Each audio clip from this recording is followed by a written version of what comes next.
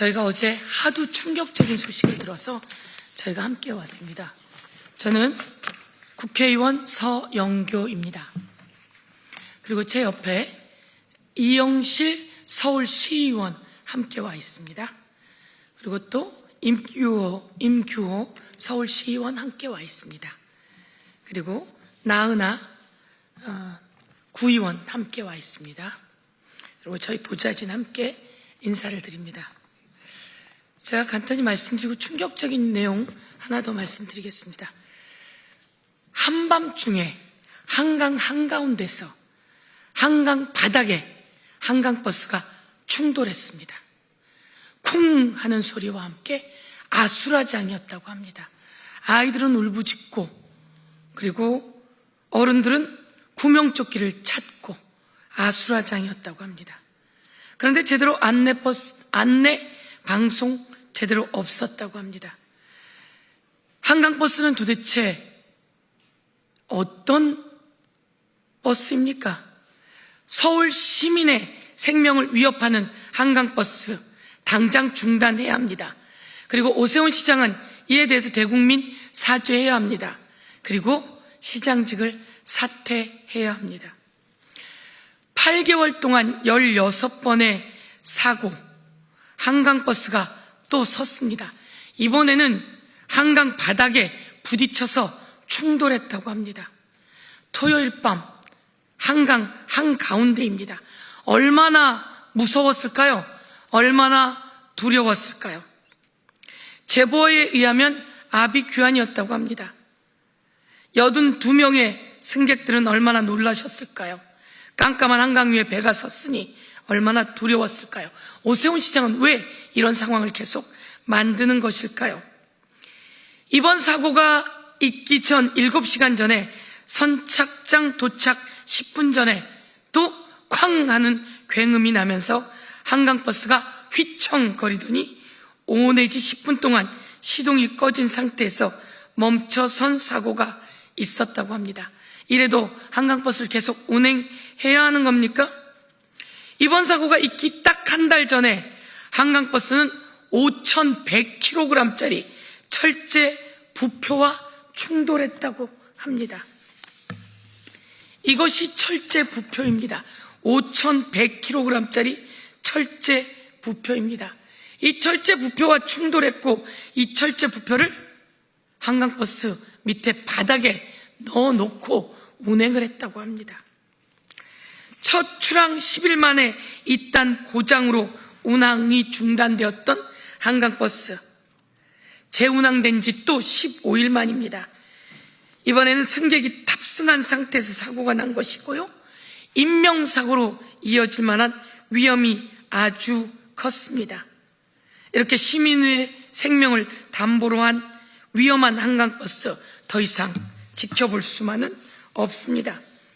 한강버스 시범운항 민간 전문가 합동 TF에서 한강의 수심이 얕아서 운항에 어려움이 있을 수 있다고 지적했습니다. 그래서 그럼에도 불구하고 오세훈은 운항을 강행했습니다. 흐르는 한강에 끊임없이 토사나 이물질이 밀려오는데 준설에 대한 세밀한 계획 없이 그리고 대책도 없이 끝내 운항을 강행했고 결국 우려했던 일들이 현실이 되었습니다. 오세훈 시장은 끝내 거대한 사고를 쳤습니다. 제 옆에 있는 이영실 시의원이 얼마 전에 있었던 시정 질문에서 오세훈 시장에게 직접 똑같은 질문을 했습니다. 한강 수심이 낮다. 수심이 낮은데 한강버스의 깊이가 깊다. 한강버스는 지금 이따가 이영실 시의원이 한 번 더 이야기를 할 텐데요, 흘수라고 합니다. 한강버스 부분이 강 밑으로 들어가 있는 깊이를 말합니다.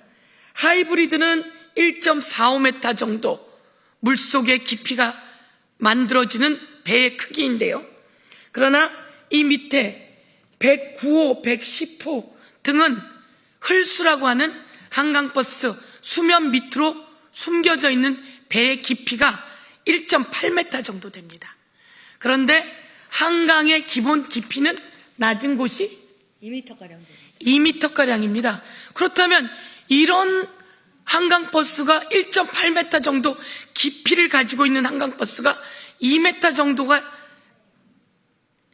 깊이가 2m 정도 되는 곳을 지나간다면 언제 부딪힐지 모르는 일이고 그건 예견되었던 일이고 그래서 이영실 시의원이 그것을 지적했고 오세훈 시장은 그 내용을 들었습니다. 그런데 소름 끼치게도 그 예견은 적중했습니다. 오세훈 시장은 대책을 만들지 않았고 흘려들었고 그대로 진행했습니다. 그래서 이런 어마어마한 사고가 발생하게 된 것입니다. 지난 8개월간 약 16건의 사고, 운전 작동 미숙이 7건, 기계 결함이 4건, 안내 미흡이 3건, 부표 관리 미흡이 1건, 보호구 미착용이 1건. 도대체 얼마나 많은 사고가 있어야 할까요? 조금 전에 들은 이야기로는 한강 밑에 가스관이 묻혀 있는데 그 가스관에 한강버스가 충돌했었다고 합니다. 얼마나 큰 사고가 날 뻔했던 것인지 정말 가슴을 쓸어내리는 그런 상황입니다. 그리고 오늘 조금 전에 나온 이야기로는 한강 바닥에 모래톱이 높았고 그 모래톱이 있는 곳을 이 버스가 가다가 거대한 충돌이 있었고 그런데 또 아주 이해할 수 없는 것은 그 한강버스의 기사가 항로를 벗어나서 그런 사고가 났다 이렇게 이야기합니다. 국민 여러분, 항로를 벗어날 수 있는 겁니까? 한강이 바닷가입니까? 한강이 뭐 얼마나 넓다고 항로를 벗어날 수가 있죠? 그리고 어떻게 한강 바닥에 부딪히는 사고가 있고 정전되는 사고가 있고 그리고 이렇게 부표에 부딪혀서 5,100kg짜리 부표와 철제 부표와 부딪혀서 거대한 사고가 나는 일이 생기죠. 자, 이태원 참사가 있은 지 이제 3년이 지났습니다. 112 신고가 들어왔을 때만 서울시가 출동했어도 그런 참사는 없었습니다. 오세훈 시장이 거기에 폴리스라인만 쳐놨어도 그런 사고는 없었습니다. 박희영 구청장에게, 용산구청장에게 오세훈 시장은 가장 일 잘하는 구청장의 상을 주었다. 비난이 쏟아지자 철회하는 일이 있었습니다. 오세훈 시장 책임져야 되는 사람 아닙니까? 그런데 이런 거대한 사고를 치고 언론에 나와서 브리핑하는 사람은 딴 사람이었습니다. 오세훈 시장 어디 갔습니까? 오세훈 시장 어디 갔습니까? 오세훈 시장 즉각 국민께 대국민 사죄하고 그리고 오세훈 시장 시장직 사퇴하지 않는다면 어떤 위험이 다가올지 모를 일입니다. 이 한강버스만이 아닙니다. 국민 여러분, 강 한가운데서 한밤중에 배가 섰습니다. 그것도 충돌해서 배가 섰습니다. 한강에서 충돌하는 일이 도대체 몇 번째냐 이 말씀입니다. 이와 관련해서 오세훈 시장의 대국민 사죄와 즉각적인 시장직 사퇴를 요구하지 않을 수 없다. 국민의 혈세를 그렇게 쏟아붓고 사고만 치는 오세훈 시장. 이 자료 오늘 처음으로 저희 기자회견에서 제공하는데요. 우리 이영실 시의원이 서울시에서 준비한 자료인데요. 배의 흘수라고 합니다. 배의 수면 아래에 들어가 있는 배의 깊이입니다. 그 깊이가 1.8m. 1.8m라고 하면 한강의 낮은 곳은 2m밖에 안 된다는데 부딪히는 건 예견되어 있는 거 아닙니까? 우리 이영실 시의원이 여러 번에 걸쳐 지적했음에도 불구하고 이 일이 예견되었는데 이렇게 되었습니다. 그래서 오늘 우리 이영실 시의원과 또 임규호 시의원이 여러 번 제기해서 오늘 같이 왔는데요. 이영실 시의원의 배에 관한 이야기 조금 더 들어보도록 하겠습니다. 네, 한강버스의 사고는 일찍부터 예견되어 있었습니다. 처음부터 설계가 잘못되었다는 제보가 작년부터 빗발쳤고요. 그 부분에 대해서 저희들이 선박 전문가가 아니라서 잘 몰랐던 사실들이 지금 계속 터지고 있어서 그때 그 문제가 그거였구나 하는 거를 계속 알게 된 거죠. 특히 지금 TF팀에서 전문가들께서 저수면 준설에 대한 것들을 계속 끊임없이 강조를 하셨고, 그 부분에 있어서 해명 자료를 서울시에서 낸 자료를 보면 저수면 준설을 하고 있어서 항로 구간에는 2.8m 이상 수심이 확보되었다 이렇게 했고요. 저수심 구간에 부표 표식이 설치되었다고 얘기했고요. 그리고 한강버스 선박의 흘수가 1.3에서 1.33밖에 안 된다 이렇게 발표를 해명 자료를 냈었습니다. 하지만 이것은 처음에 설계할 때 그 내용이었고요. 진작 나온 선박들은 흘수가 아까 서영교 국회의원님께서 발표하신 것처럼 하이브리드 선박은 1.4에서 4.5 이렇게 되고요. 그다음에 전기 선박 내척은 1.7에서 1.79 이렇게 굉장히 흘수가 깊게 나오고 있습니다. 그래서 잠실같이 그런 상류에 2m 안팎이 되는 그런 저수심에서는 굉장히 위험합니다. 여유가 그 프로펠러와 땅의 여유가 20cm, 30cm밖에 되지 그 정도밖에 되지 않기 때문에 사실 강바닥이 우리 마룻바닥처럼 평평한 것이 아니지 않습니까? 어느 곳에서는 모래가 좀 더 쌓여 있고 어느 곳은 좀 패여 있고 그런 것들이 울퉁불퉁하게 되어 있고 그런 상황에서 언제 어디에 프로펠러가 부딪혀도 이상하지 않다. 특히 이 프로펠러가 한강 저수면에서는 그 워터제트 방식으로 설계를 해야 된다 하고 작년에 제보가 있었고요, 전문가들의. 그리고 실질적으로 AI의 검색만 해봐도 한강 같은 저수면에서는 어떤 방식이 맞습니까?